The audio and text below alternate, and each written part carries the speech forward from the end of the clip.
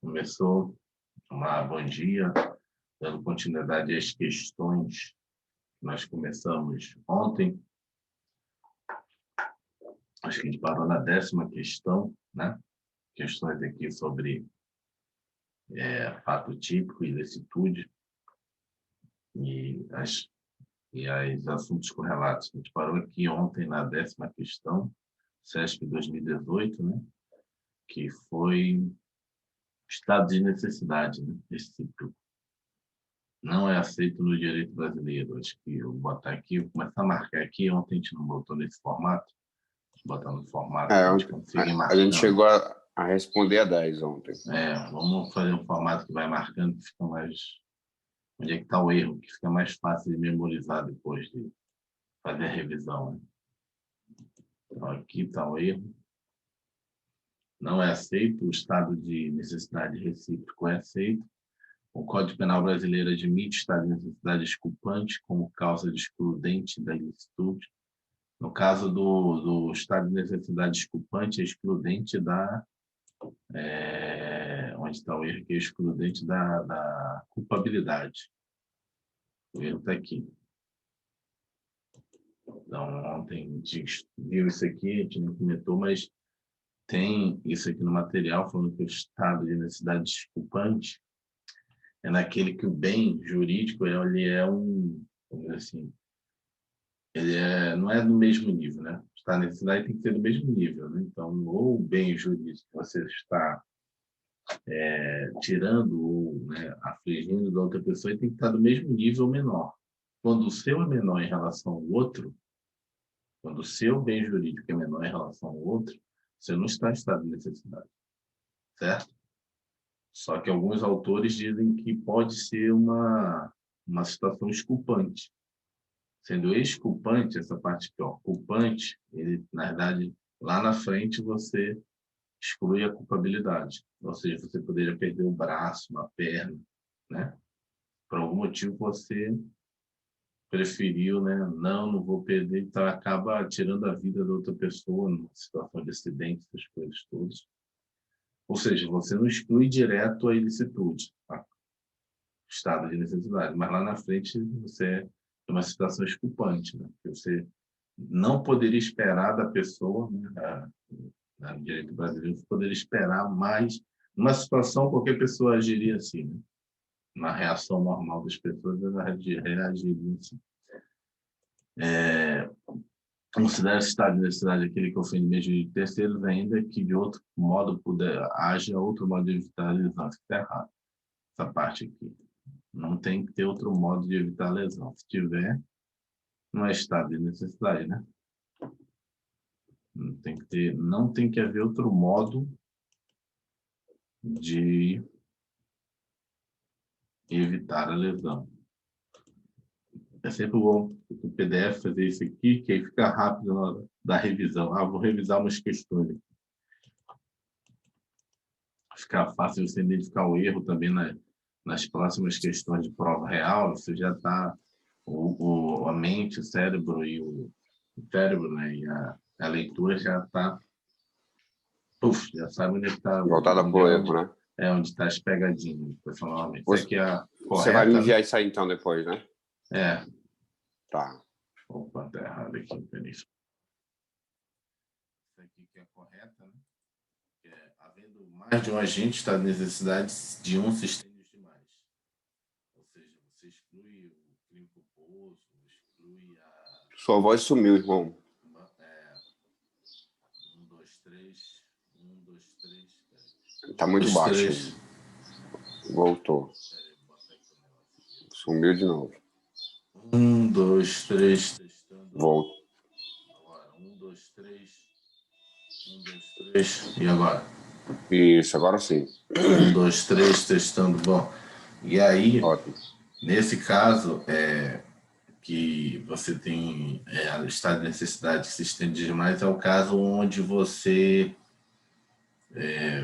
por algum motivo, um outro cidadão teria, vamos dizer assim, a culpa, né? Estado de necessidade, culpa de não ter ajudado a pessoa que que está sendo agredida ali, né? Um crime culposo, alguma situação ali que no normal, não em estado de necessidade, você poderia receber alguma punição, de estar até de certa forma concorrendo com aquilo, né? Com a gente, né? Até de repente lá num barco, numa situação em que precisa detonar detonar muito feio, mas tipo, precisa, né? Eventualmente uma das pessoas do bote vai ter que falecer, né? Vai ter que ser morta para manter os outros demais no barco. E uma pessoa dá o remo, a outra vai lá, bate na pessoa.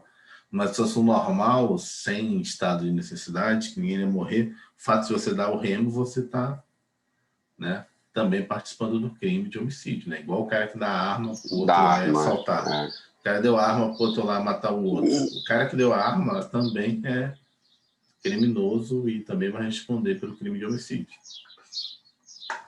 No estado de necessidade, ninguém responde, né? Estado de necessidade justificante, o bem jurídico sacrificado é de maior valor que o bem jurídico preservado. É o contrário, né? Por fim, estado de igual valor, o bem justificado haverá um estado de necessidade justificante, ou seja, causa de exclusão da licitude. Estado de necessidade desculpante, causa de exclusão da probabilidade, quando o bem jurídico sacrificado são de valor igual. Não está previsto CP. Um bem jurídico igual superior, haverá o estado de necessidade justificante, ou seja, o estado de necessidade desculpante, causa de exclusão da culpabilidade, quando o bem jurídico sacrificado e o bem jurídico salvo são de valor igual. Não está previsto no Código Penal. Isso aí está explicando por que está errado, né? Tá. No estado de necessidade justificante, o bem jurídico sacrificado é de valor, é de maior valor, é de mesmo valor. Mesmo ou menor, né? Maior. Igual ou superior. Aqui. O justificante é igual ou superior? Aqui, ó, é igual ou superior. É de maior valor. Não é de maior valor. É tipo assim, você só poderia, de repente, fazer contra a vida da pessoa se fosse de maior valor a sua situação, entendeu? Quando na verdade não é, pode ser até o esculpante, né? Esse esculpante aqui, vamos ver o que ele bota aqui. Acho que tá lá em cima, esculpante. Sua voz sumiu de novo. Esculpante. Ele tá aqui, ó. 24. Tá ouvindo aí? Tá ouvindo? Tô ouvindo. Tá ouvindo? Tô ouvindo. Não, ele ficou um pouquinho baixo, mas eu aumentei aqui, não tem problema não. Vou botar mais aqui em cima. 1, 2, 3, testando. É que eu não tô tendo onde prender. Deixa eu ver se eu prendo aqui. 1, 2, 3, testando. 1, 2, 3. Pra mim não tá aparecendo. Aqui, quando eu vou retorno aqui. 1, 2, 3, testando. Agora sim. 1, 2, 3, testando. Agora ficou bom. 1, 2, 3, testando. Tá. Então vamos lá, o esculpante aqui, ó. O esculpante tá aqui, ó, 24. Cadê? Onde é que ele bota aqui? Estado de necessidade. Tá aqui, ó. No caso de o bem sacrificado ser de valor maior que o bem protegido, o agente responde pelo crime, mas tem sua pena diminuída, que é o artigo 24 aqui, ó. Mas Bittencourt, que é aquilo que a gente leu, sustenta que, apesar da adoção da teoria unitária, quando a escolha do agente por sacrificar determinado bem em detrimento do outro não for a mais correta, de acordo com o direito, mas pudesse ser considerado como algo que qualquer pessoa acabaria fazendo da mesma forma, teríamos o estado de necessidade desculpante, supralegal, ou seja, o juiz poderia afastar a culpabilidade do agente por considerar inexigível conduta diversa. Então, os casos é muito ruim porque poderia, né? Não está dizendo que o juiz tem que, né? Tipo, poderia. Então ele pode ou não, né? Ele pode ou não. Vamos ver aqui no livro, que eu acho que aqui ele explica melhor rapidamente. A aplicação da Mas bom que os exculpantes já dá a ideia de excluir a culpa, né? Excluir a culpa. Lá, 270. Eu tinha lido em algum lugar que ele... 270 aqui.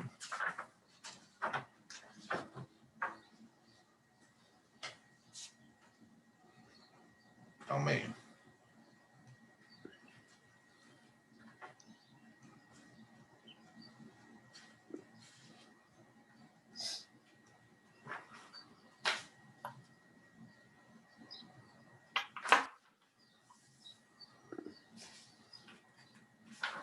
Deixa eu ver aqui se ele bota os culpantes. Ameaça, necessidade de sacrifício do bem mais princípio da operação dos bens.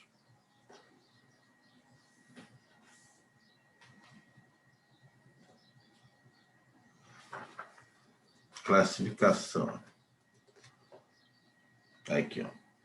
Estado de necessidade, são a classificação que ele tem. Estado de necessidade defensivo, a conduta do sujeito que age em estado de necessidade. Ok. Vamos ver a classificação, os tipos aqui que ele colocou aqui. Aqui também no livro tem outros resumos aqui. Vamos lá. Estado de necessidade defensivo. A conduta do sujeito que age em necessidade se volta contra a coisa de que pronama o perigo. Se o perigo foi causado por alguém, contra este é que se dirige a conduta, lesionando o bem e sua titularidade. Exemplo, um náufrago disputa a tábua de salvação com outro, que é o responsável pelo afundamento do navio. Então, o estado de necessidade defensivo é que você está justamente brigando pela vida com aquele cara que deu causa ao perigo, entendeu? Então, é o cara que afundou o navio. O cara que provocou o problema. Então, é o chamado defensivo. Você...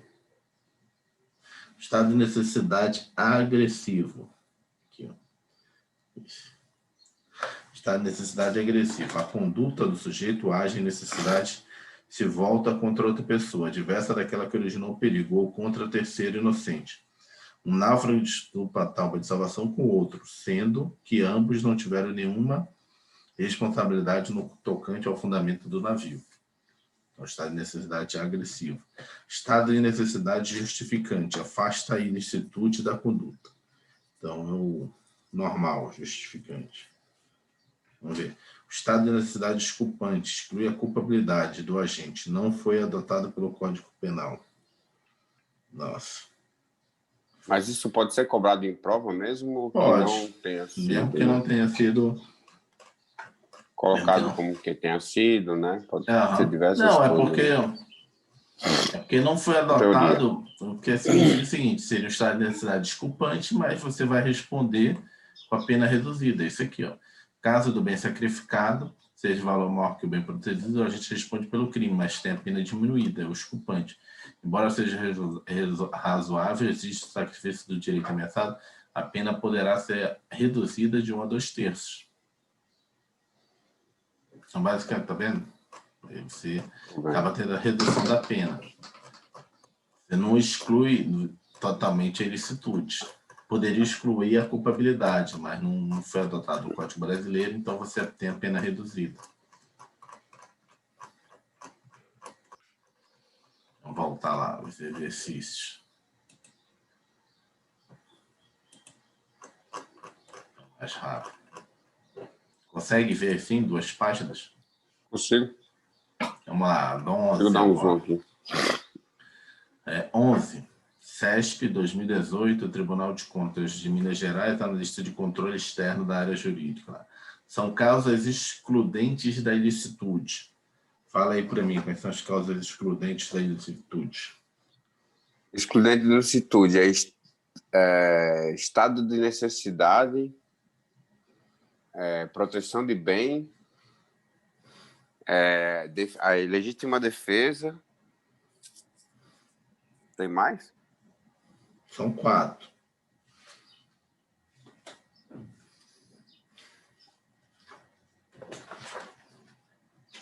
E exercício do direito legal? Não, são 4. Confere aí na mão qual que está faltando. Exercício do direito legal, legítima defesa,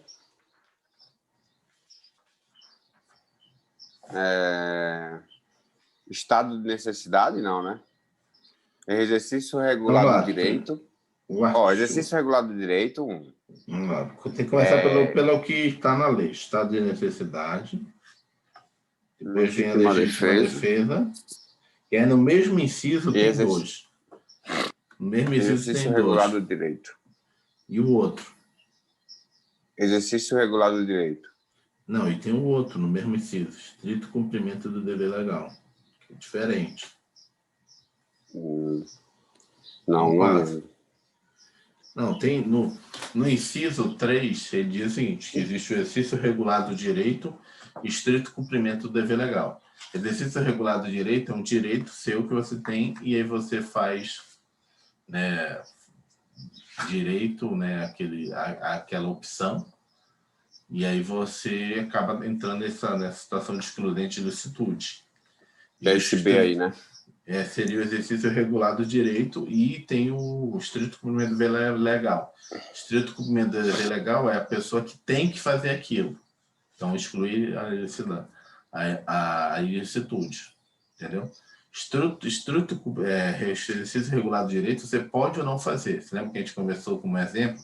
Uma pessoa vê alguém assaltando. Né? Aí você vai lá, a pessoa está em flagrante delito de assalto, você vai lá e faz o quê? Né, tenta agarrar a pessoa, acaba machucando ela, até seria agressão física, né? Você machucou a pessoa ali, mas como você estava no exercício regular do direito, ou seja, um cidadão do povo, uma pessoa comum do povo, ela pode prender uma pessoa em flagrante delito, é um direito dela. Ela poderia deixar para lá, eu não vou fazer isso aí, mas ela resolveu, né?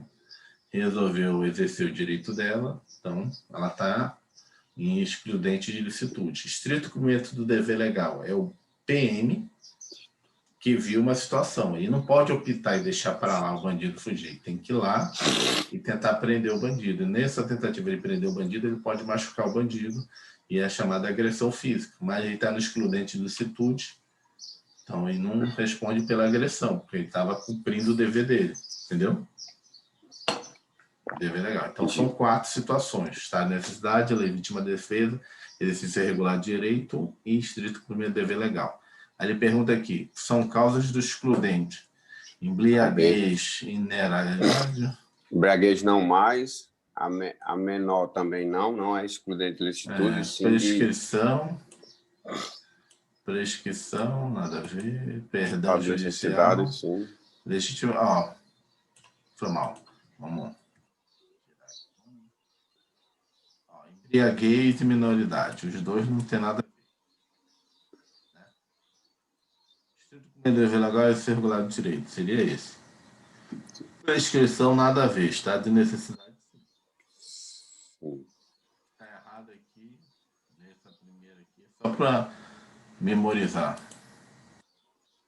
Prescrição não tem nada a ver. Prescrição aqui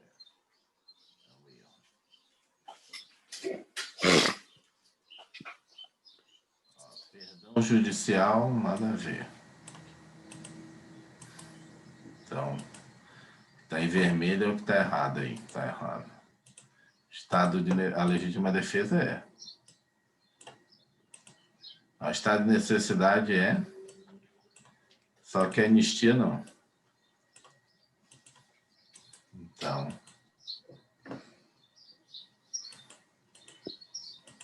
Então só sobrou esse aqui.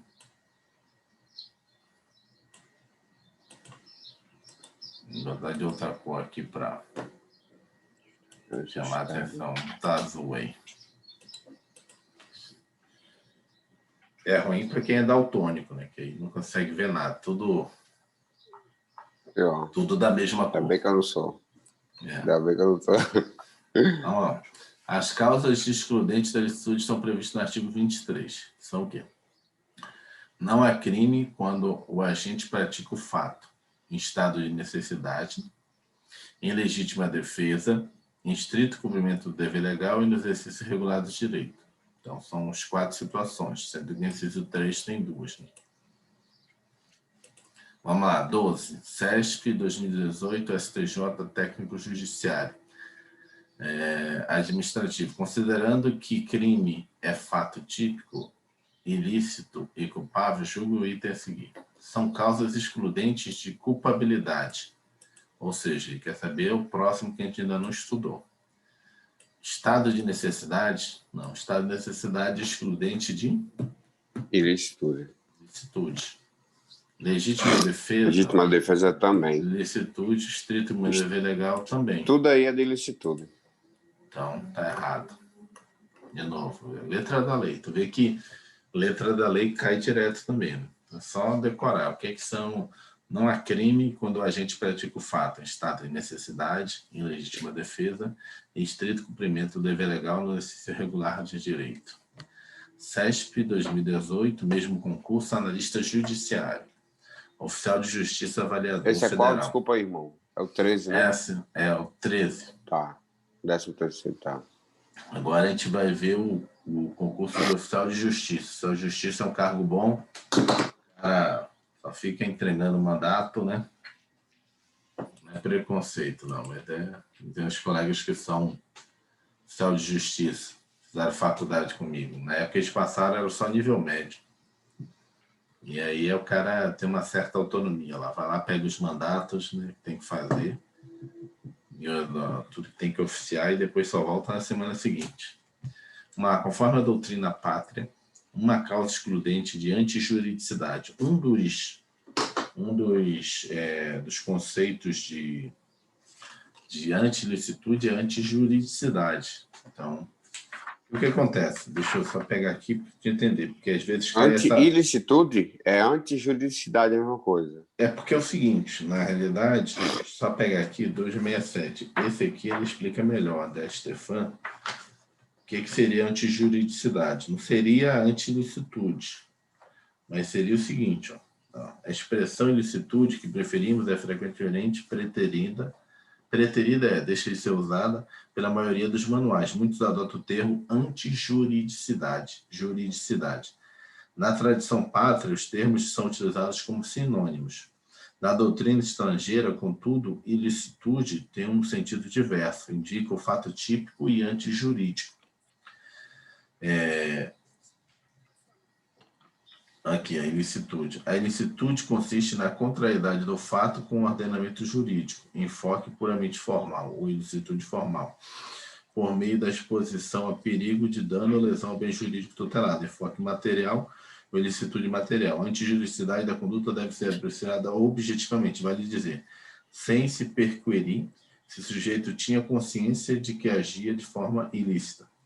Por essa razão, age ilicitamente o inimputável, que comete um crime, ainda que ele tenha consciência, ainda que não tenha consciência da ilicitude do ato cometido. O agente, contudo, não receberá pena por alguma ausência de culpabilidade, como estará no próximo capítulo. Então, na verdade, sim, ele fala o seguinte, que no caso da antijuridicidade, aqui é sinônimo, mas só que lá fora... a ilicitude significaria que seria fato típico e antijurídico, entendeu? Teria que ser a junção dos dois para você dizer que é ilícito, entendeu? O ilícito lá fora seria o sinônimo de crime, entendeu? É ilicitude, é crime isso aí. Mas no Brasil, ilicitude é a mesma coisa que antijuridicidade, não? Seria, se você dissesse ilícito, é que você está dizendo que o fato típico existe, entendeu? E que ele já contraria a lei. Só que no nosso caso... É ilícito e ilegal, né? E aqui não. Então, é a mesma coisa aqui. Para a gente é a mesma legalidade. Coisa. Toda vez que cair antijuridicidade, é também ilicitude. Também denominada causa de justificação, exclui o próprio crime. Então, o conceito de é porque é um pilar, né? Se não há ilicitude, não há o crime, né? Tem que haver tem que ser antijurídico, anti-ilícito, né? Tem que estar previsto em lei e ser né? Ser ilegal. Entendi. É porque quando a gente estuda no fato típico, a gente vê a tipificação, quando o fato ele é típico, ele já é antijurídico, já é ilícito. E tem uma presunção de ilicitude, porque aquele fato está descrito na lei, dizendo é crime, tal coisa. Se você fez aquele fato e passou por aqueles 3 passos anteriores, que é a conduta, né, o resultado, o nexo, e ele é típico, ou seja, esse negócio que você acabou de fazer está descrito na lei penal, ele é típico, então ele é tipificado. Então, já tem uma presunção de ilicitude. Aí você vai para o próximo bloco, que é ilicitude. E aí, o que você vai analisar no quarto bloco? Ele tem alguma das 4 características que pode excluir ele? Estava em estado de necessidade, estava em legítima defesa, estava em exercício irregular de direito, estava estrito cumprimento legal? Não. Então, continua. Ele é culpável? Aí você analisa até fechar, dizer, não, então você cometeu um crime. Porque se você chegar lá na ilicitude e ver, não, está no estado de necessidade, parou ali, não precisa nem ir para frente para ver a culpabilidade do cara.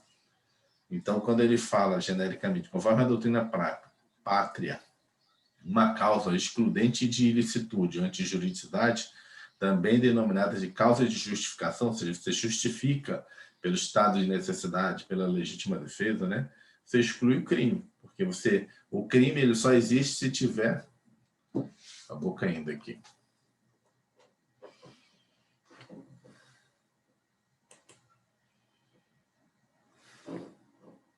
Vamos lá.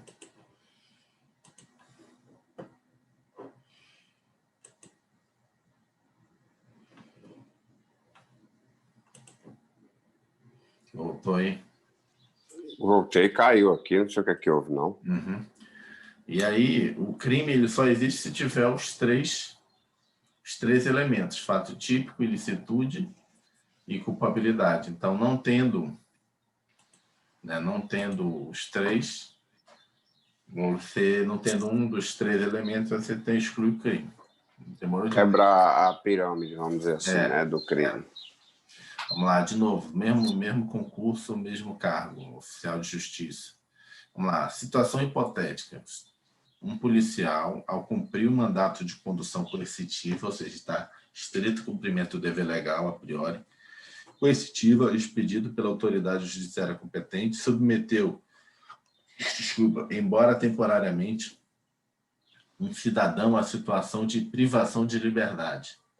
Ou seja, ele estava estrito cumprimento do dever legal, né? Então ele pode, de certa forma, fazer determinadas, vamos dizer assim, fatos típicos, porque ele está excludente de ilicitude. Vamos lá. Assertiva. Nessa circunstância, a conduta do policial está abarcada por uma excludente de ilicitude, representada por exercício regular de direito. Eu acho que está errado essa parte final, que é estrito cumprimento do dever legal. Vamos lá, é errado. Pois o agente policial, neste caso, está amparado pelo estrito cumprimento do dever legal. Então, tu vê que ele dá umas pegadinhas aqui, né? Aí é o que o cidadão faria, né? Em tese, tá certo, né? Por isso que é bom fazer questões. Assim, tem gente que fala que, não, melhor aprender a matéria primeiro e depois fazer questões. Aliás, melhor aprender toda a matéria e depois volta fazendo questões. Eu acho que esse modelo de apostila é melhor. Você estudar o conteúdo desse assunto e fazer as questões desse assunto, porque você já sabe aquele assunto que você estudou, como ele caiu. Tá? Porque existem pessoas hoje no mundo jurídico que estudam todo o conteúdo, né, de direito penal e depois volta fazendo os exercícios da matéria toda. Eu acho que para massificar, por exemplo, esse aqui, às vezes, você não tendo feito exercício, você pode cair nisso aqui, porque a sua mente fica, não, isso aí está certo, ele está fazendo o dever dele policial. Do exercício regular do direito. Mas aí você confunde. Mas esse aí é o do cidadão comum, né? É aquela questão de denunciar ou não, de, por exemplo, prender uma pessoa por assalto, você pode prender, mas você não é obrigado a fazer, né? Vamos lá, 15, mesmo concurso, oficial de justiça de novo, situação hipotética. Um oficial de justiça, detentor de porte de arma de fogo, ao proceder à citação de um réu em um processo criminal, ou seja, ele foi lá, né, dizer que o réu ia responder processo, né? Não, foi responder processo, né? Foi citar. Citação é dizer, olha, tem um processo, está rodando... Tipo notificar, né? Notificar. Foi por este recebido a tiros e acabou desferindo um disparo letal contra o seu agressor. Assertiva. Nessa situação, o poder do oficial de justiça está abarcada por uma excludente de culpabilidade, representada pela inexigibilidade de conduta diversa. O que ele quer dizer? Inexigibilidade de conduta diversa é o caso do aqui, ó. É porque não tem aqui o parágrafo do 23. Vamos lá. Nessa situação, a conduta do oficial de justiça está abarcada por um excludente de culpabilidade, uma excludente de ilicitude.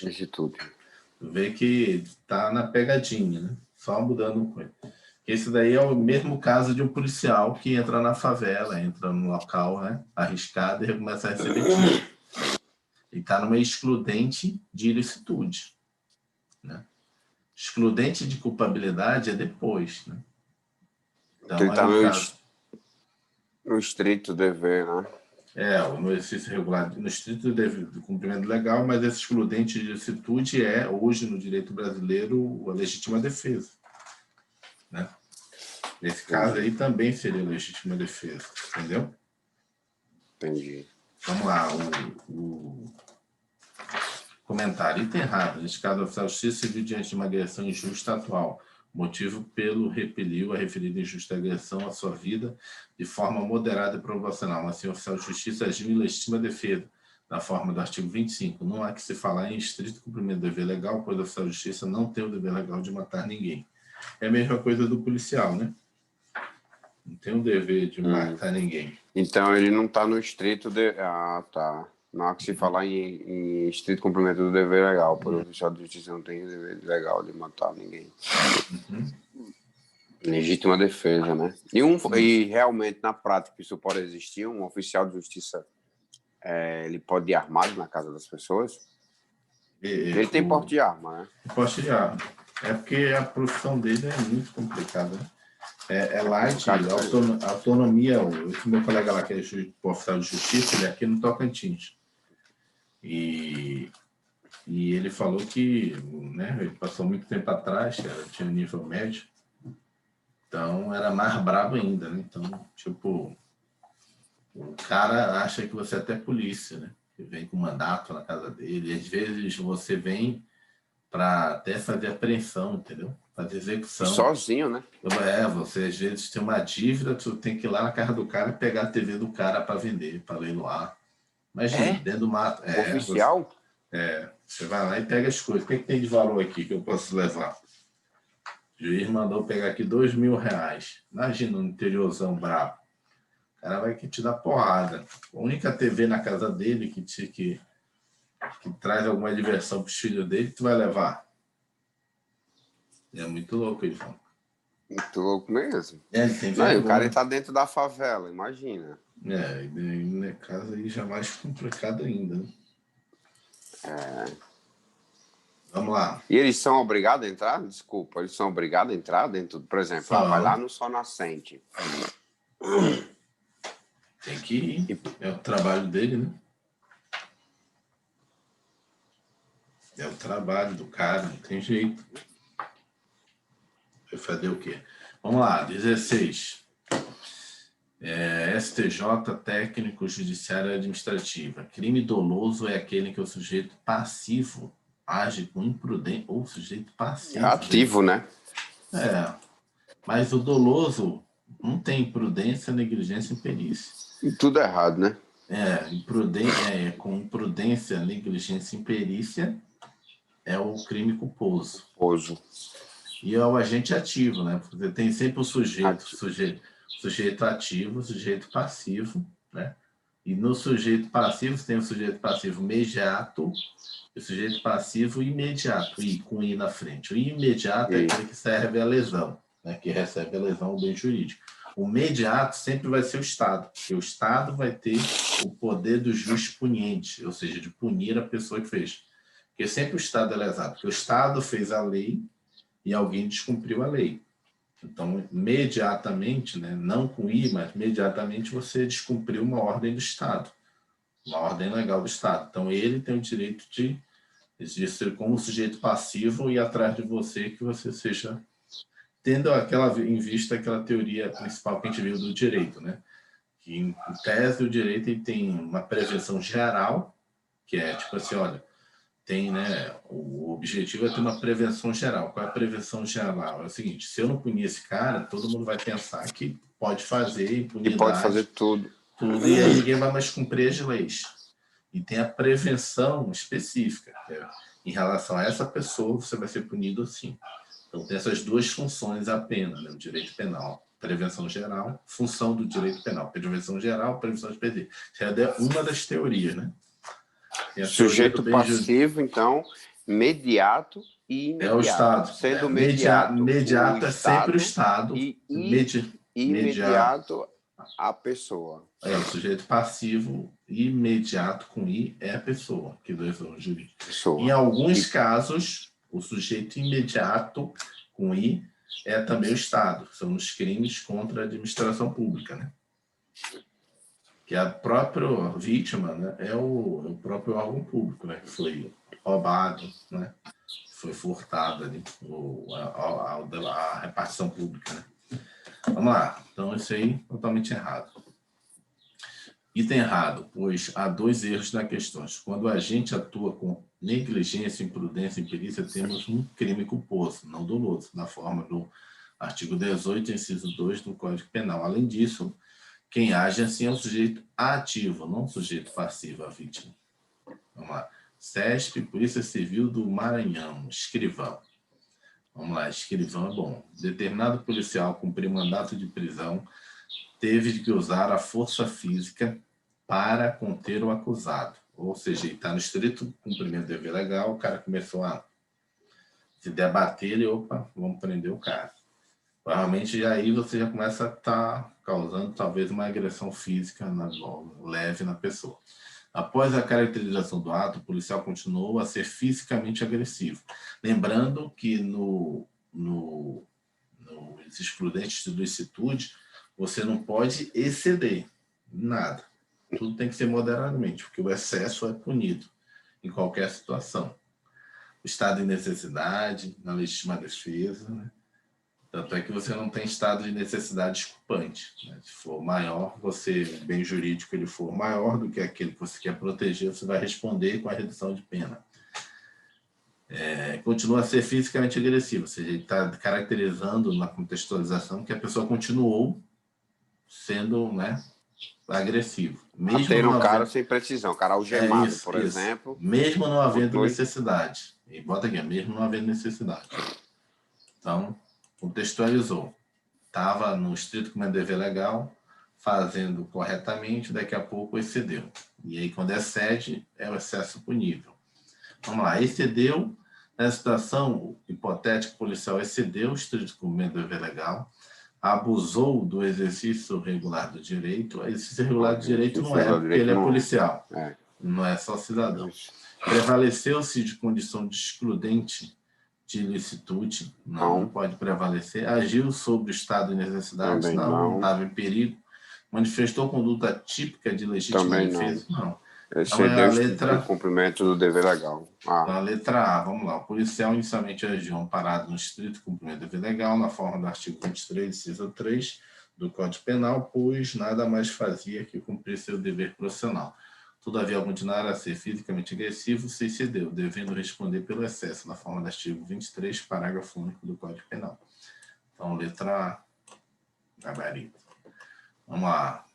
Investigador, mesmo concurso, Polícia Civil do Maranhão, investigador. Durante o cumprimento de um mandado de prisão a determinado indivíduo, este atirou em um investigador policial. Ou seja, a pessoa estava lá cumprindo mandado de prisão e apreendeu o cidadão foi lá e mandou tiro no policial, o qual revidou, atingiu fatalmente o agressor. Então, é o caso típico, né, legítima defesa. Nessa hipotética, a conduta do investigador ser legítima defesa. Exercício irregular não é, porque exercício irregular é um direito de uma pessoa qualquer, comum, né? Pode ser de um oficial de justiça, pode, mas em geral está em estrito cumprimento do dever legal. Crime doloso? Não. Né? E não cometeu crime. Crime culposo? Não. Então, legítima defesa. Estrito cumprimento do dever legal também não, porque não tem o dever legal de matar, né? De matar. Como a gente leu ali. Ele pode, realmente é legítima defesa mesmo. Vamos lá. Neste caso, a gente atuou amparado pela legítima defesa, pois a conduta de disparar contra o indivíduo só é permitida quando necessária a proteção da vida e integridade física ou própria ou de terceiros. Não há que se falar em estrito cumprimento do dever legal, pois o policial não tem o dever legal de matar ninguém. Trata-se, portanto, de legítima defesa. Lembrando que numa prova mais aprofundada, com mais descrição, mais contextualização, você pode mudar, né? Dependendo da situação. Como eu falei, em alguns vamos dizer assim, momentos, você tem todo um manual operacional, entendeu? Então, no caso específico, a pessoa descreveu, né, que a pessoa pulou o muro, né, que aí a pessoa tinha como procedimento operacional no manual dizendo que tinha que atirar nos membros inferiores, ali já cai da legítima defesa, né? Porque ali você não tá, primeiro não está correndo risco, porque a pessoa pode ser um cachaceiro, tá porra, e você está com um fuzil armado na guarita. Então, se você atirasse na perna da pessoa, inclusive, você já até se excedeu, você não usou os meios necessários. Mas, né, você está cumprindo o dever de um manual que você tem lá na guarita, que você tem que agir nesse procedimento, entendeu?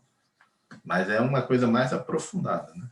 De repente, para a área militar, STM, pode cair uma questão assim, que é comum no quartel ter esses manuais de operação. CESP 2017, Polícia Militar de Alagoas, soldado. Vamos lá. A respeito da aplicação da lei penal, do crime e da imputabilidade penal, julgo o item a seguir. Situação hipotética. Vamos lá. Joana contratou Antônia para servir de curadora de sua mãe, ou seja, para ser uma cuidadora, né? Cuidar lá da mãe dela. Uma pessoa idosa. Certo dia, enquanto Antônia dormia, a mãe de Joana, ao caminhar pela sala, caiu e fraturou o fêmur da perna esquerda. Então, na verdade, a Antônia estava dormindo e a mãe da Joana caminhando na sala.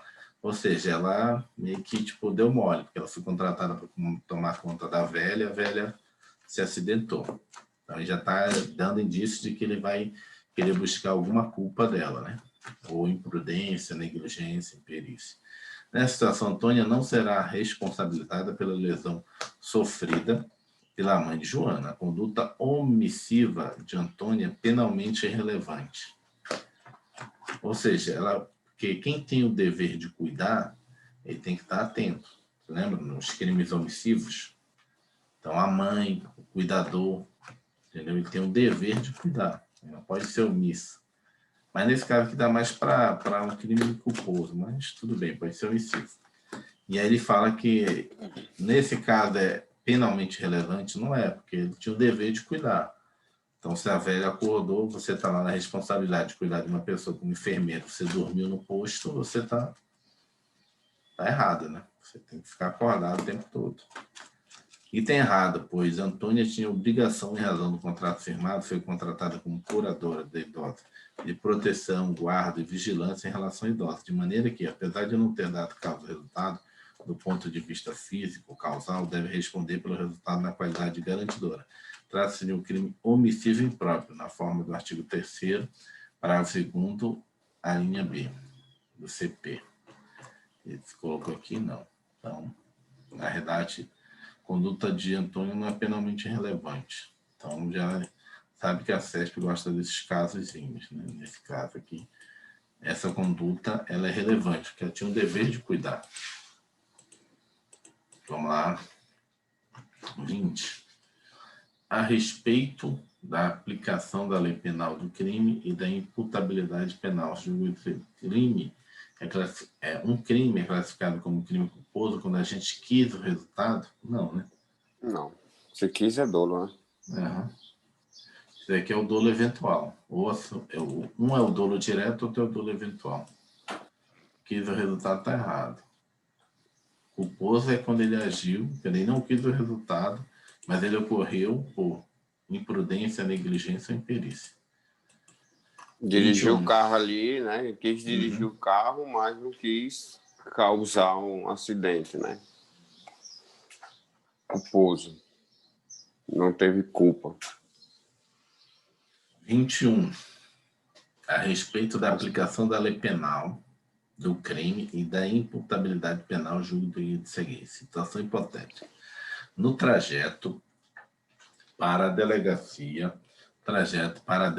de polícia, a viatura policial que transportava um indivíduo preso em flagrante delito sofreu um acidente de trânsito que provocou o início de um incêndio em função do combustível armazenado no tanque. Com risco iminente de explosão, o policial conseguiu se salvar saindo pela janela. O indivíduo transportado ficou preso na viatura em chamas. Assertivo. Nessa situação, o policial poderá invocar em sua defesa excludente de licitude de estado de necessidade. Esse daí é o caso em que ele não poderia, porque se lembra que não pode estar de necessidade aquele que tem o dever de enfrentar o perigo. Mas ao mesmo tempo tem os doutrinadores que falam que o cara também não pode ter ato heróico. Né? Heróico, é isso que eu lembrei. Você não pode que o bombeiro queira, entrar num prédio em chamas sabendo que ele não vai conseguir salvar mais a pessoa, né? O prédio já está se desmoronando. Ou seja, é um tipo de questão que cabe recurso, né? Que pode, é sim e não, entendeu? Eu pensei primeiro pela teu segundo comentário, né? Que foi o o cara vai ser herói, até porque ali ele tá cumprindo o dever dele como policial, mas a partir do momento que começou a pegar fogo, ali ele não deu causa, né? Já seria uma coisa meio que do bombeiro, entre aspas, assim, entendeu? Mas enfim, vamos ver aqui. A questão é polêmica. Com regra geral, não pode invocar excludente do estado de necessidade aquele que tem o dever legal de enfrentar o perigo, na forma do artigo 24, parágrafo 1º. No caso, o policial, a princípio, não poderia abandonar a viatura se ao menos tentar salvar o preso. Todavia, a doutrina entende que, se não há mais como enfrentar a situação, é possível alegar estado de necessidade. Entende-se que não se pode exigir de um agente um ato de heroísmo, sacrificando a própria vida em prol de terceiros. No caso da questão, não fica claro se havia ou não tempo para salvar o preso. A questão fala em iminência de explosão, ou seja, a explosão poderia ocorrer a qualquer momento. Eu entendo que, diante da situação de dúvida sobre a exata situação em que o policial se encontrava, a anulação da questão seria a medida mais adequada. Todavia, a banca considerou a questão como correta, seguindo a linha de entendimento doutrinário, embora a situação não seja clara ou suficiente. Então, ele entendeu o correto de que poderia a legítima defesa, a estado de necessidade, né, como excludente de licitude. Então deu o que a gente falou, né? Na parte 2, foi? Do heroísmo. Ele achou que a pessoa não poderia cometer um ato de heroísmo. Isso. Mas não ficou muito clara mesmo, não. Isso aí é como o irmão disse, caberia. Cabe um recurso aí, prova objetiva. Vamos lá, CESP 2017, TRF1, TRF bom, área judiciária, analista judiciário, acerca dos institutos penais da desistência voluntária, do arrependimento eficaz, né, do arrependimento posterior. Eu estava no 25. 22, tá. Porque o que acontece? Vamos lá. Tem, no caso dos crimes, né, você tem lá o intercrimes, percurso do crime, né? Cogitação, atos preparatórios, execução, consumação, exaurimento. Na execução, você pode ter várias situações. Né? No percurso do crime, tem várias situações. Você tem a tentativa, você tem a desistência voluntária, você tem o arrependimento eficaz, né? E o arrependimento posterior. Então, vamos lá. Lembrando que só a tentativa e o arrependimento posterior, você tem responde pelo crime, só que você tem a redução de 1/3 a 2/3, a 2/3 da pena. No caso da desistência voluntária, e do arrependimento fiscais, você responde por aquilo que você fez. Você já tirou o dolo de querer fazer aquilo. Então, você não responde mais pelo aquele crime doloso. Porque você não tem mais o dolo, não tem mais a vontade de cometer o crime. É admissível a incidência do arrependimento eficaz, ou seja, arrependimento eficaz é aquele que acaba de executar e depois vai lá e tenta salvar a vítima, né? Fez tudo que tinha que fazer, mas aí não, agora eu vou te salvar. Você se arrependeu, entendeu? Foi lá e salvou. Se você não salvar, né, tipo assim, você cometeu, foi lá e deu 5 tiros na pessoa. Foi lá e deu 5 tiros na pessoa. Ih, me arrependi. Peguei ela, botei no carro, levei para o pronto-socorro. Se ela sobreviver, o seu arrependimento eficaz faz com que você responda pelo crime que você cometeu até ali, que foi uma lesão grave. Né? A pessoa ficou paraplégica, tetraplégica, que for. Se ela faleceu, você responde pelo crime que você tentou cometer, ainda que você tenha tido arrependimento, porque você teve arrependimento, consumando, né? Aí não se tornou eficaz o arrependimento.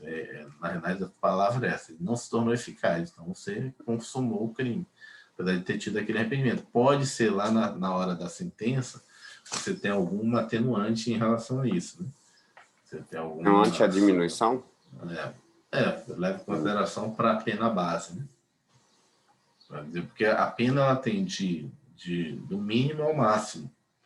Na hora de fixar a pena base, você leva em consideração, né, a atitude da pessoa durante o crime. Né? Se teve, né, alguma situação que a pessoa teve compaixão, essas coisas. Se não teve nada, então você é pena máxima, cara. E aí, vamos lá. É admissível a incidência de arrependimento eficaz nos crimes perpetrados com violência ou grave ameaça? Não tem nada diferente nisso.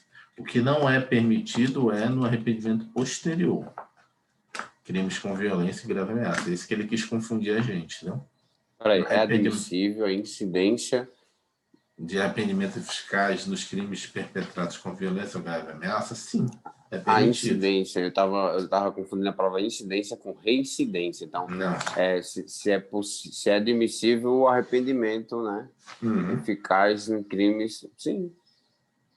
O que não pode, você lembra? É no crime, é no arrependimento posterior, que aí é um crime contra o patrimônio. Você vai devolver o que você danificou. Não pode ter grave... Se tiver ameaça, não tem como, porque na verdade já o bem jurídico é outro, né? É a situação não de ameaça. Não é o bem material, mas já é a pessoa, a vida, né? E aí você não consegue restituir. Então tá certo. Pois não há qualquer arrependimento, impedimento com violação, impedimento eficaz nos crimes praticados com violência ou grave ameaça. O que não se admite em tais crimes o que não se admite em tais crimes é o arrependimento posterior, na forma do artigo 16 do Código Penal, 23. Vamos lá. Acerca dos institutos penais da desistência voluntária, do arrependimento eficaz e do arrependimento posterior. Vamos lá. Veda-se, é mesmo concurso também, veda-se a redução da pena em caso de arrependimento posterior nos crimes culposos? Não. Na verdade, os que têm redução de pena é justamente a tentativa e arrependimento posterior. E não há nenhuma restrição se o crime foi culposo. Muito pelo contrário, né? Se você cometer um dano, tipo, por negligência, imperícia, imprudência, faz mais sentido você ter o arrependimento posterior, porque você não quis, né? Você sem querer, sei lá, manobrou o carro, bateu no carro do outro. Você não quis, não teve dolo de bater, foi culposo, um dano ao patrimônio da pessoa sem querer, né? Por imprudência, se você não sabia. Você vai lá, olha, eu vou pagar, precisa, né, levar para frente, quebrei o balcão da sua loja, mas não precisa dar queixa na polícia.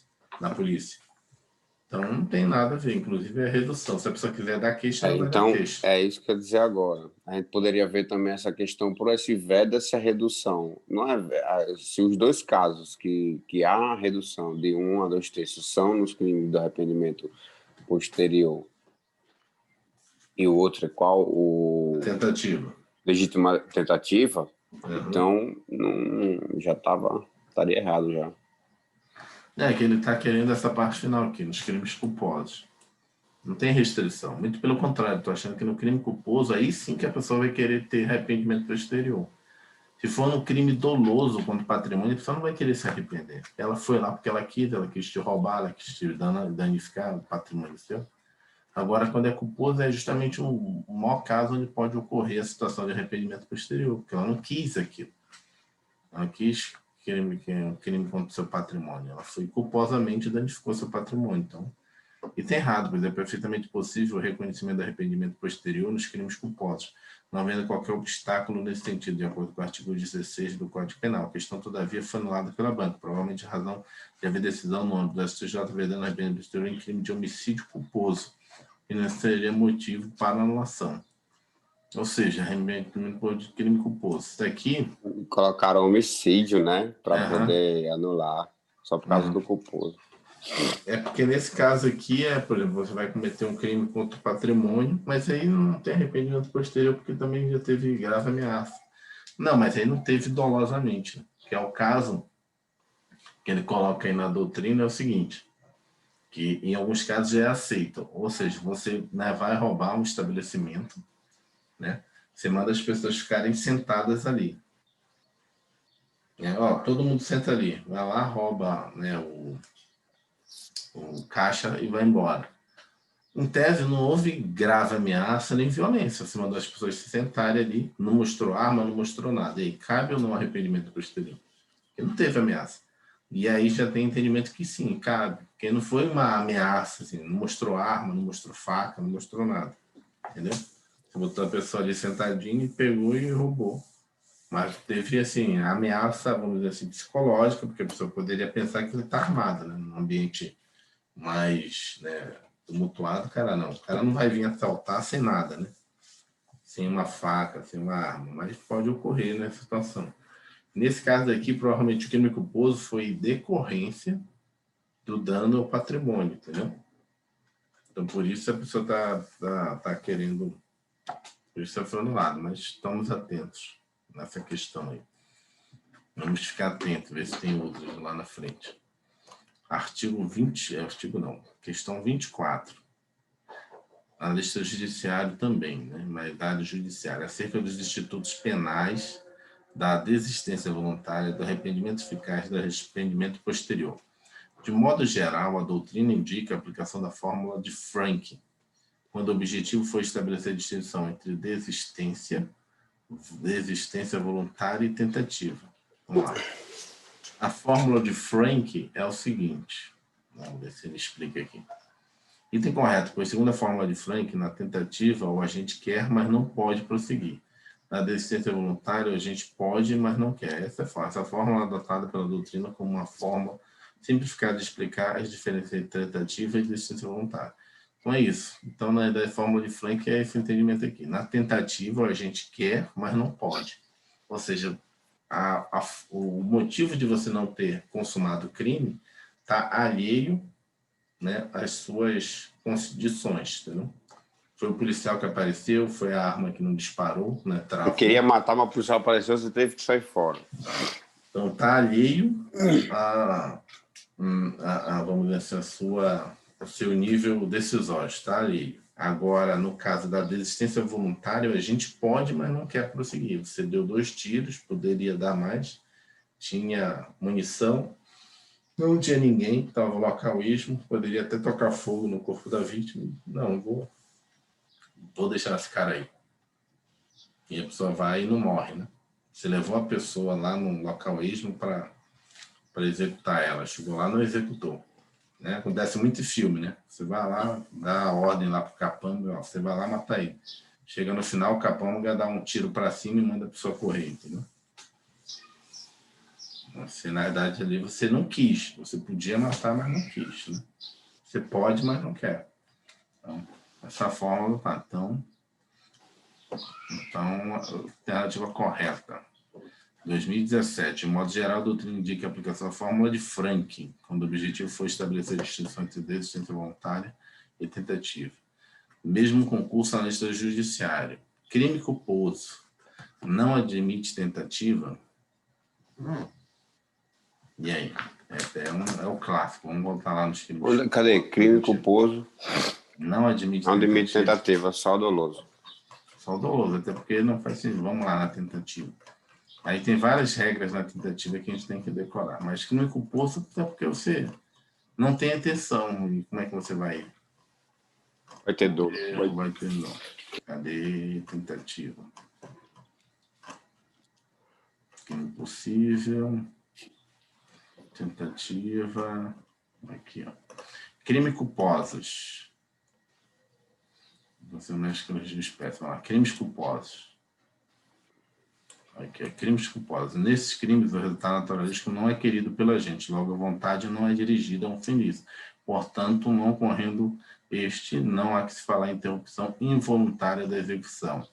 Aqui, ó, todavia, no excepcional caso de culpa imprópria, né, crime culposo impróprio, como a gente quis o resultado, mas está recebendo a pena relativa ao crime culposo por questão de política criminal, será cabível a tentativa, pois é possível que o agente tente obter o resultado por erro evitável.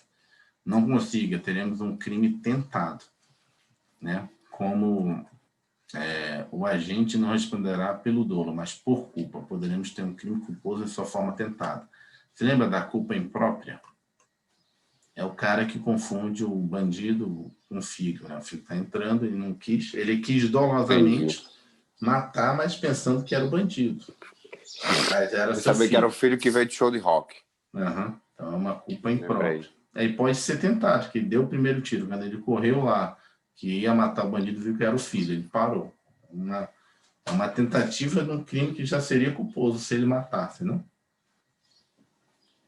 Culpa imprópria. É a culpa imprópria. Que não é uma culpa. Na verdade, você quis aquilo, mas na verdade você pensa que queria se fosse bandido. Né? Como é seu filho, você responde por crime culposo. Por culpa imprópria. Mas admite é o tentativa, né? É erro do tipo que a gente chama, erro de execução.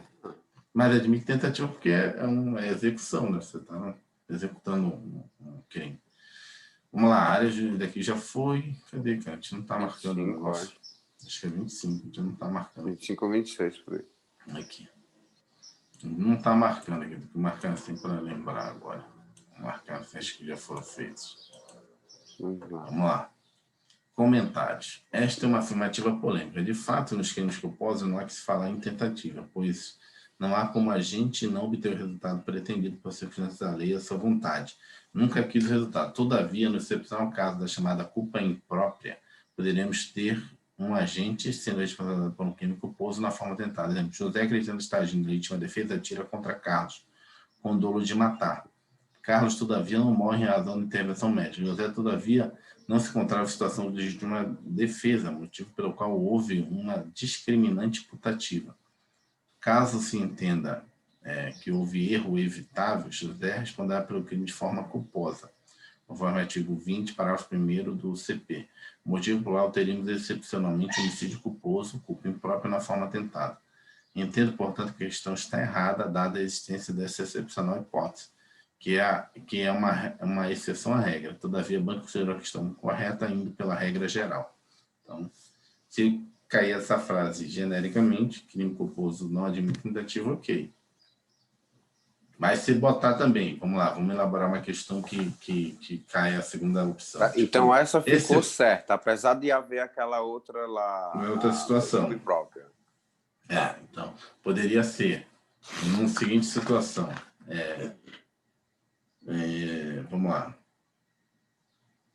Excepcionalmente, daí já botou excepcionalmente, né?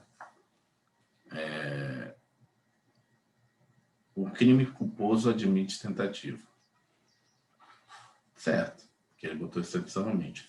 Agora, o que anularia completamente essa questão, botaria ela errada, independentemente da forma, né, que ocorreu o crime culposo, ele não admite tentativa. Tá errado porque teria culpa imprópria, né? Teria culpa imprópria. Entendeu as duas situações? Ou seja, excepcionalmente poderia ocorrer um caso em que crime culposo admite tentativa, também estaria certa essa questão, que ele botou excepcionalmente. Então, ele está dizendo que existe a culpa imprópria. E no outro, ele botou independentemente da execução, da forma de execução, independente de como ocorreu o crime culposo, não admite tentativa, está errado. Ele está se esquecendo que existe a culpa imprópria. Então, outras duas situações poderiam ser cobradas essa questão. Vamos lá, 26. Instância judicial. Julgue o próximo item relativo ao instituto da tentativa. Vamos lá. Tentativa é você quis, mas não pôde. Né? Vamos lá. No que concerne a punibilidade da tentativa, o Código Penal, teoria objetiva. Lembra das teorias? Quer voltar lá? Material objetiva, teoria objetiva. Vamos lá,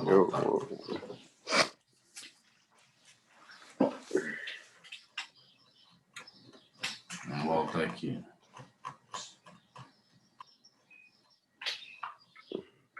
Tentativa, elementos do crime, vamos ver a teoria. É aqui, é onde? Aqui, ó. Atos executórios, vamos lá. Teoria material, hostilidade ao bem jurídico, que o agente inicia a execução quando cria uma situação de perigo ao bem jurídico. Ou seja, José, querendo matar Maria, se posiciona atrás da moita, esperando que ela passe. Nesse caso, já teríamos a execução do delito, ou seja, teoria material.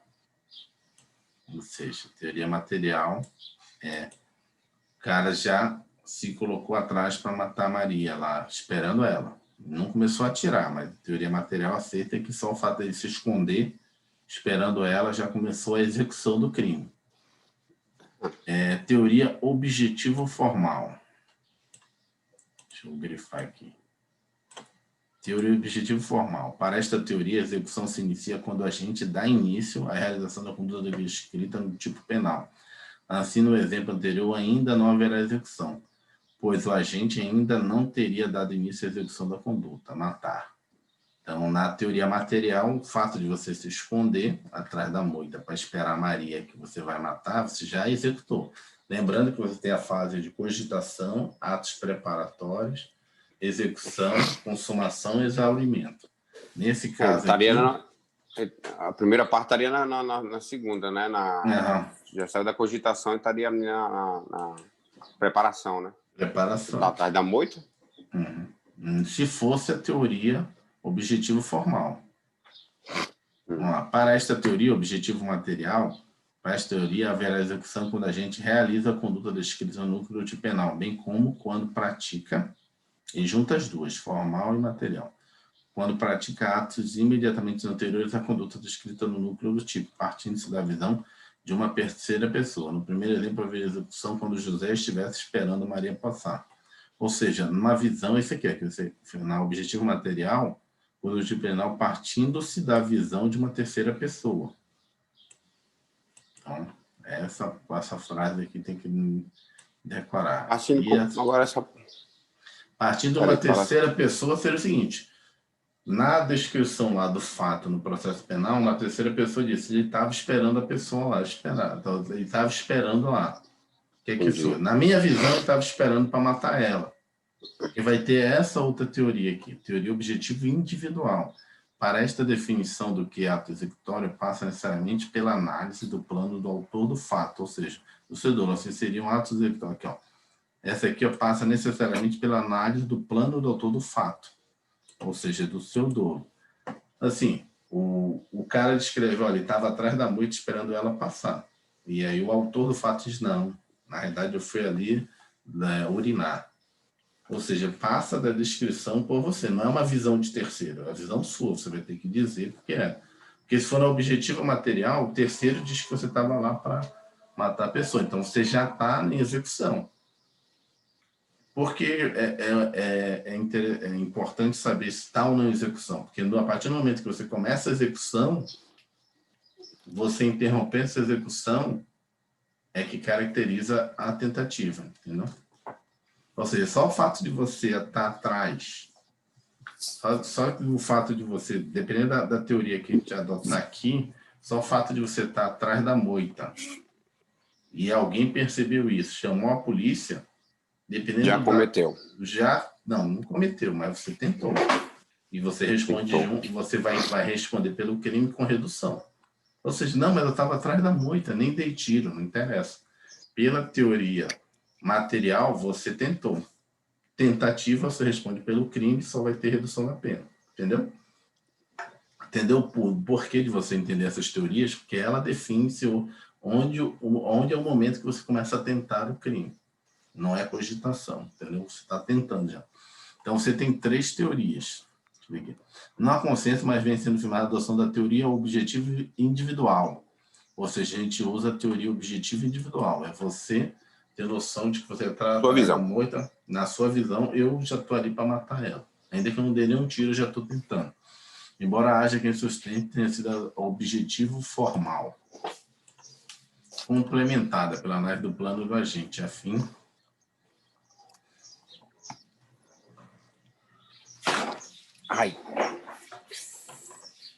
Vou colocar para carregar aqui. Entendeu? Vamos voltar na questão. Então, a gente tem 4 teorias. A material, né, que ela já aceita o cara atrás da moita como o início da execução. A objetivo formal, que é só quando você começa a atirar. Você está atrás da moita, você não fez nada, só quando Maria para começar a atirar. O objetivo material, né, que é parte da visão de um terceiro, acha que você estava ali atrás da moita já para matar a Maria. E o objetivo individual, que parte da noção do que você vai dizer. Se você está atrás da moita para já matar a Maria, ou só estava ali. Você tem que ter a sua expressão de se você estava com dolo ou não ali. E aí não há consenso, mas a gente usa a teoria objetivo material ou objetivo formal. Qual é o objetivo formal? Só vale quando eu começar a dar o tiro. O fato de eu estar atrás da moita ainda não é crime. Ou seja, peguei os caras na rua andando. Peguei lá como é que o pessoal chama aqui? Peba. Né? Peba. Peguei os caras meliantes, peba, andando na rua. Na mente deles, eles já iam roubar. Quadrei eles, botei na parede, revistei e estava sem arma. Mas eles iam roubar um celular, ia puxar uma carteira de alguém. E falei, o que vocês iam fazer? Sou policial. O que vocês iam fazer? Aí eles vão dizer, não, a gente ia roubar. Pela teoria objetiva individual, já tem que prender eles, porque eles estão em tentativa de furto, tentativa de roubo. Tem que levar eles para a cadeia, está na tentativa. Mas como a gente não usa essa teoria, a gente usa a teoria objetivo formal, eles não começaram a roubar ninguém. Então, não posso prender eles. Eles não estão na tentativa, entendeu a maluquice? Porque na teoria que a gente usa, que é o objetivo formal, eles não fizeram o ato. Não fizeram o ato, não começaram a execução, os atos executórios, entendeu? Então, por isso que tem essa diferença. Se fosse um outro país que usa outra teoria, por exemplo, o objetivo material, só o fato de eu saber que eles estavam indo assaltar, eu já posso prender eles, porque já estão em tentativa. Vão responder pelo crime de furto, mesmo não ter furtado ninguém, mas vão ter redução da pena. Eles tentaram, então. Vamos voltar lá, que é a questão. Então, ele revisou as teorias.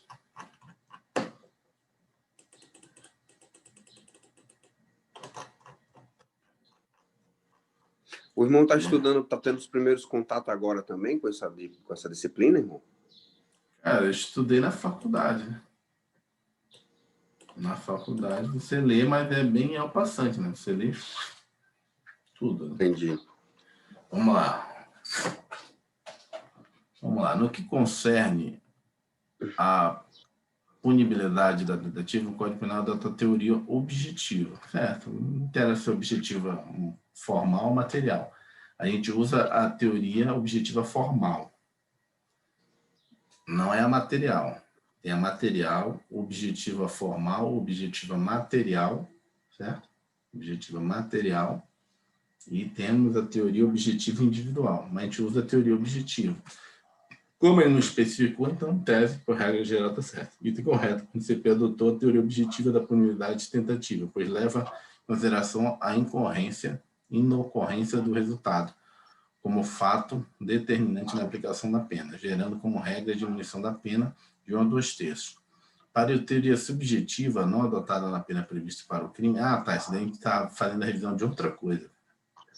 Se previsto no crime consumado sem redução, em razão do valor da conduta rigorosamente mesmo, embora a gente fez a revisão de uma coisa, na verdade, que ele queria era a revisão de outra. Vamos fazer a revisão dessa também. Objetivo? Na verdade, a gente fez uma revisão aqui que não tem nada a ver. Cadê?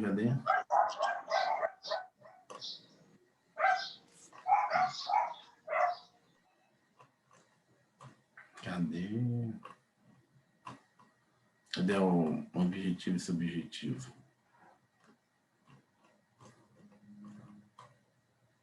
Aqui, ó. A gente tem essa aqui que era a revisão. A gente fez a revisão aqui em cima, que é dos atos executórios. Ele fez a revisão que ele queria, essa aqui, ó. Isso aqui é o seguinte, é o seguinte exemplo. Aqui, ó. Vamos voltar aqui. Vamos lá. Imagine que Marcelo, visando a morte de Rodrigo, dispare 5 tiros de pistola contra ele. Rodrigo é baleado, fica paraplégico, mas sobrevive. Ele responde por quê? Pelo crime de homicídio ou pelo crime tentado com a redução? Espera aí, deixa eu ver aqui. Imagine que Marcelo, visando a morte de Rodrigo, dispare 5 tiros de pistola contra ele. Rodrigo é baleado, fica paraplégico, mas sobrevive. Nesse caso, o objetivo não era causar lesão corporal, mas se matar. O crime não foi consumado, pois a morte não ocorreu. Portanto, não se pode negar que houve um resultado naturalístico nessa causal, embora esse resultado não tenha sido pretendido pelo agente com a prática da conduta criminosa. Qual foi a pergunta que o irmão fez? Pergunta, o que ele vai responder aqui? Pelo crime tentado ou pela agressão física grave? Lesão corporal grave? Acho que ele vai responder pela lesão corporal, né? Mas não foi uma tentativa?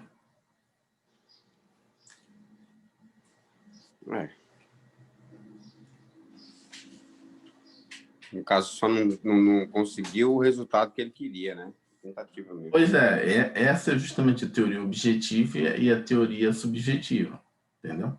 Vamos lá, aí você vai entender qual é a diferença de um e outro. Vamos lá. Pode ocorrer de uma conduta ser enquadrada em determinado tipo penal sem se a sua prática corresponda exatamente ao que prevê o tipo. No caso acima, Marcelo responderá pelo tipo penal de homicídio, porque ele tentou matar Rodrigo.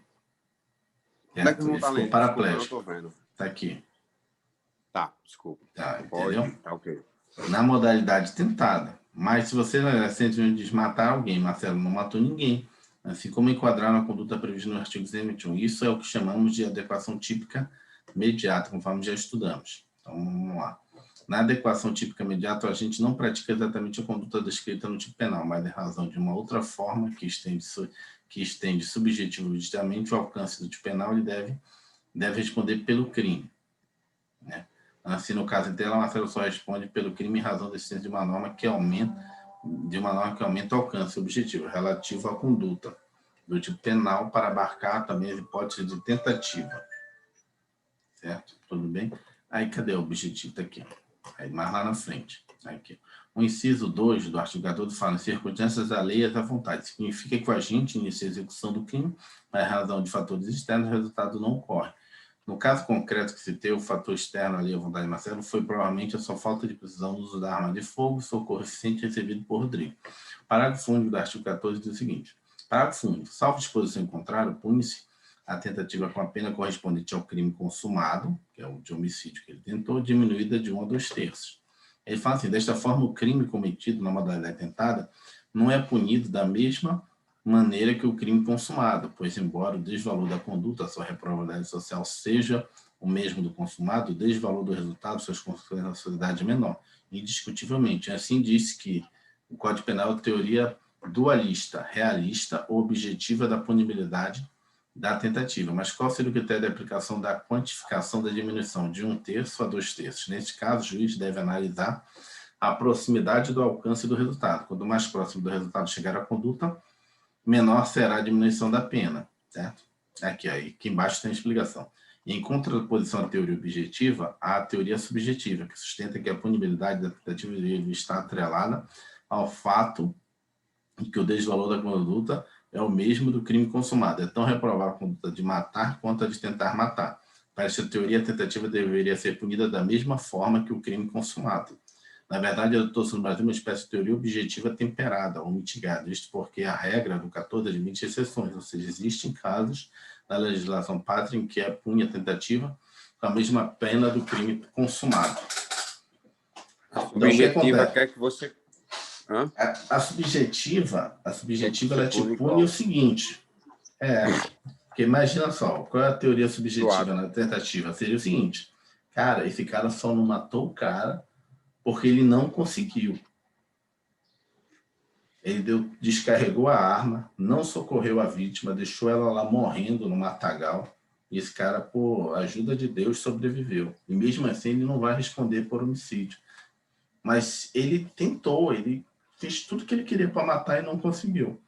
Ele deveria responder pelo homicídio. Homicídio, não por tentativa, né? Mas aí na nossa legislação é teoria objetiva. Objetivamente ele matou? Não. Então ele tentou só.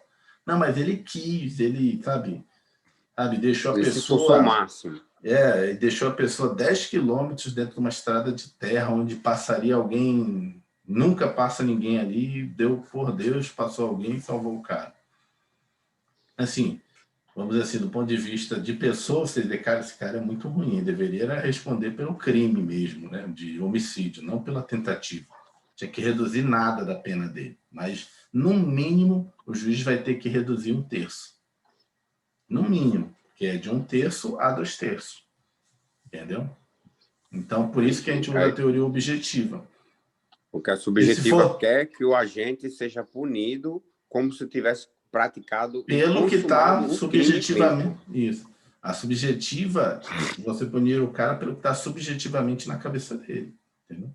Subjetiva é pessoa, subjetivo. Objetivo é material, ou seja, coisas. Porque objetivamente a coisa não aconteceu, mas subjetivamente ele quis matar.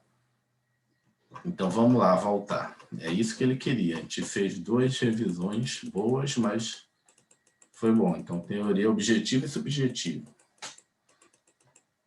Voltando aqui. Vamos lá. O que concerne a punibilidade alternativa, o Código Civil adota a teoria objetiva, que é essa, né? Se ele conseguiu ou não. Se ele não conseguiu, você tentou. Ele tentou, né? Isso é correto, pois no nosso código adotou a teoria objetiva da punibilidade alternativa, pois leva em consideração a inocorrência do resultado como fato determinante na aplicação da pena, gerando como regra a diminuição da pena de 1 a 2/3. Para a teoria objetiva não adotada, a pena prevista para o crime tentado deveria ser a mesma prevista para o crime consumado, sem redução em razão de o desvalor da conduta ser rigorosamente o mesmo, embora seja de menor desvalor o resultado. 27. Vamos até a 30 hoje. Vamos lá. Aí amanhã a gente acaba as outras 38, eu acho. Vamos lá. Antônio, TRF, né, 1, 2017, técnico. Antônio, renomado cientista, ao desenvolver a atividade habitual. Deixa eu só verificar aqui. Vamos lá. Antônio, renomado cientista, ao desenvolver uma atividade habitual em razão da pressa para entregar determinado produto, foi omisso, ou seja, omissão, ao não tomar todas as precauções de preparo de uma fase do procedimento laboratorial, o que acabou ocasionando dano à integridade física de uma pessoa. Então, você já tem aí a possibilidade de um crime culposo. Vamos lá. Acerca da situação hipotética, julguem o item a seguir. Embora não tenha desejado o resultado danoso, Antônio poderá ser punido devido à imperícia na execução do procedimento laboratorial. Ou seja, botou aqui correto, mas botou a situação diferente. Que, na verdade, ele usou de negligência, né? Não de imperícia. Imperícia é se José não fosse um cientista experiente, fosse um estagiário. Aí ele é uma imperícia, o estagiário fazendo isso. Mas ele era um cara experiente. E deixou de fazer uma coisa. Então, ele foi imperícia. Que tem também diferença isso. O que é negligência? Meu pai é. O que é imperícia? O que é imperícia? Né? Então, é negligência, imprudência. Né? O cara que é imprudente. Né? O cara sabe que vai dar ruim. E você, não, vamos fazer assim mesmo.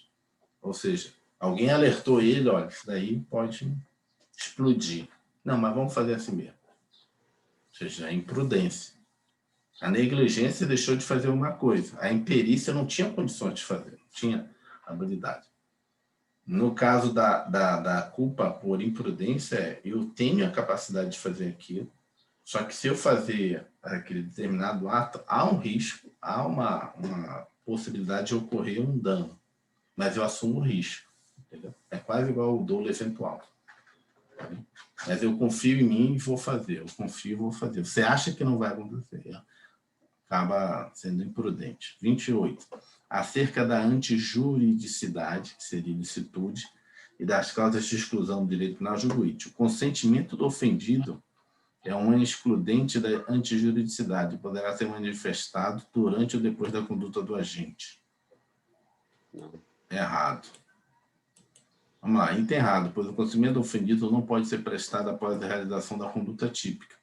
Ademais, o consentimento do ofendido é causa supralegal de exclusão de exclusividade. Ou seja... Aquele negócio da moto lá. Poderá ser manifestado dos caras empinando moto. O que está errado aqui é depois. A pegadinha é depois. Aqui, ó, depois. Tem que ser antes ou durante. É o cara de empinar a moto. Tipo assim, vou empinar a moto aqui. Vai comigo? Vou. Deu o consentimento antes. Caiu, bateu a cabeça, morreu. Ou seja, exclui a ilicitude. Você tinha um consentimento, né? Tinha um consentimento prestado. Durante. Continuo. Levanta a moto. Continuo. Tô gostando. Tô com emoção. Continua. Morreu. Cara da brincadeira. Você tinha dado consentimento. Depois, não tem como. Não. No caso de... O cara não morreu, mas teve um paraplegia. Ficou paraplégico. Não pode dar depois. O Ministério Público, né, vai chegar e vai processar. Não, mas eu vou dar agora, não tem problema. Não, agora não era. Mas agora vai até o final, porque, como eu falei, o Estado ele é o agente passivo imediato. Ele vai processar o cara, o Ministério Público. Não adianta dar depois o consentimento. CESP 2016, a não ser que você minta para o Ministério Público e diga que já tinha dado. Né? Oficial de Justiça, acerca da antijuridicidade das causas de exclusão do direito penal julgosite. O oficial de Justiça encontra-se no exercício irregular de direito, ou seja, já está errado, exercício irregular de direito. Né? Exercício irregular de direito é errado. Ele está estrito com o dever legal. Ele é estrito. De reintegração de posse de bem imóvel de propriedade do público, com ordem de arrombamento, desocupação, emissão de posse, está errado. Está no estrito cumprimento do dever legal. Tu vê que ele fica brincando com essas palavras toda hora, né? 30. Acerca da antijuridicidade das causas de exclusão do direito penal. Vamos lá. Segundo o Código Penal, o agente que tenha cometido excesso quando da análise das excludentes de licitude será punido apenas se o tiver cometido dolosamente errado, né? Até culposamente ele responde pelo excesso. O excesso é doloso ou culposo. Normalmente o excesso pode ser doloso ou culposo, né? Apenas dolosamente não. Pode ser doloso, né? O cara que... Vamos lá, para te ter uma ideia do excesso culposo. Mas pode ser exculpante, o excesso culposo ele pode ser exculpante, mas aí teria que ler aqui para depois se entender. Mas, por exemplo, o cara que... 268. O cara, por exemplo, foi lá, prendeu o cara. Gemou o cara, policial, olhou para o lado, olhou para o outro, o cara está lá algemado, imobilizado, vou lá, dou um chutão na costela dele, quebrei a costela dele. E foi um excesso doloso. O cara estava preso. Certo? Um excesso culposo. Estou lá prendendo o cara está reagindo, estou lá prendendo o cara. E aí não percebo que o cara já se rendeu. Ele continua torcendo o braço dele e quebra o braço dele. Ou seja, eu não estava com a intenção ali de quebrar o braço dele. Eu estava na luta ali, acabou ali, não percebi que ele já tinha se rendido, quebrei o braço dele. Aí é um excesso culposo. O excesso doloso é o cara que dá o chutão, né? Dá o chutão sabendo que o cara já está rendido. Vamos ver aqui o que ele fala do excesso aqui nesse livro. Consiste na desnecessária intensificação da conduta a princípio legítima. Assim, é possível que uma pessoa inicialmente em situação de legítima defesa, estado de necessidade, etc., exagere em razão disso, cometa um crime doloso ou culposo, conforme a natureza do excesso. Artigo 23, Código Penal, artigo 23, parágrafo único. Embora o Código Penal se refira ao excesso nas formas dolosa e culposa, pode tornar contornos que vão muito além do dolo e da culpa. Com efeito, pode-se falar em excesso voluntário consciente, ou seja, quando a gente tem plena consciência de que intensifica desnecessariamente sua conduta de início legítimo. Exemplo: depois de ter dominado o ladrão, a vítima efetuou disparo de arma de fogo contra ele, por raiva, matando. Consciente da desnecessidade de seu comportamento, a vítima de roubo que agir em legítima defesa após ter dominado o ladrão e ter conscientemente efetuado disparo torna-se autor de homicídio doloso, ou seja, homicídio vamos dizer assim, um excesso voluntário e consciente, é mais do que dolo, né? Tinha consciência de que queria matar a pessoa. Há também o excesso involuntário ou inconsciente, ao qual deriva da má apreciação da realidade, erro do tipo: o sujeito ultrapassa os limites da excludente, sem se dar conta do seu exagero. Para determinar sua responsabilidade penal, será preciso avaliar seu erro de tipo: por ele cometido foi evitável, ou seja, você poderia evitar ou não. Considera-se evitável, vencível, o erro que uma pessoa de mediana prudência e discernimento não teria cometido na situação em que o agente se encontrava. Durante um roubo, o ofendido reage à abordagem do agente e, mesmo após desarmá-lo e dominá-lo por completo, mas sem notar essa circunstância, o agride fisicamente, supondo por equívoco que o ladrão ainda não havia sido completamente subjugado. Nesse caso, ele responderá pelo resultado produzido excessivamente a título de culpa, se a lei prever o crime de forma culposa.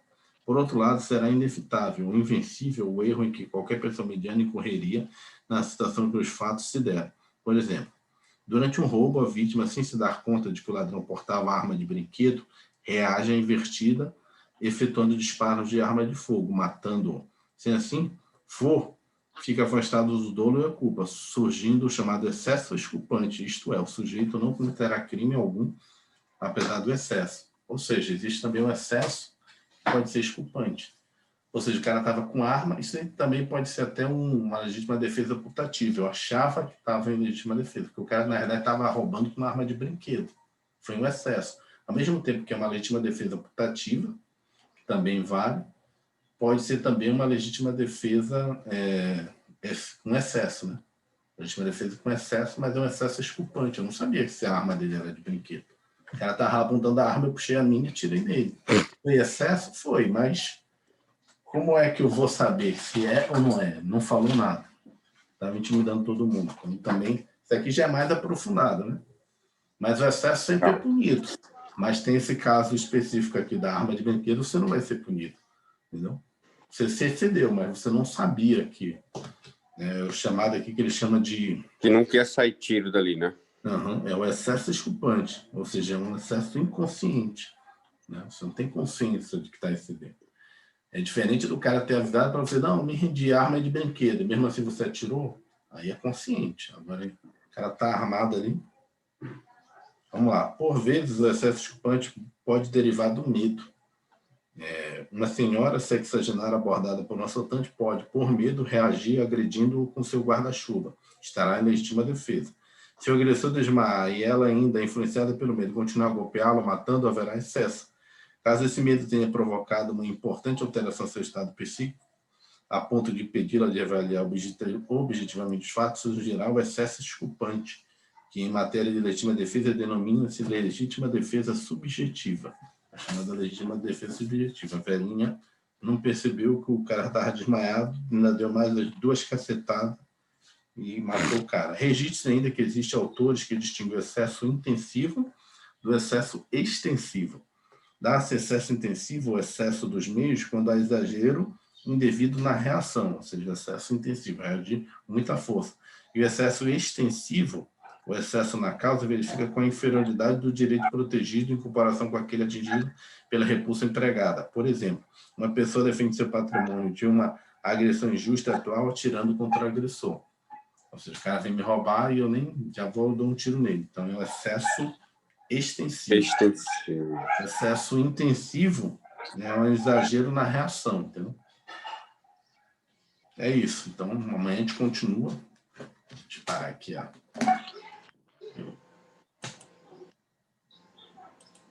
A gente faz uma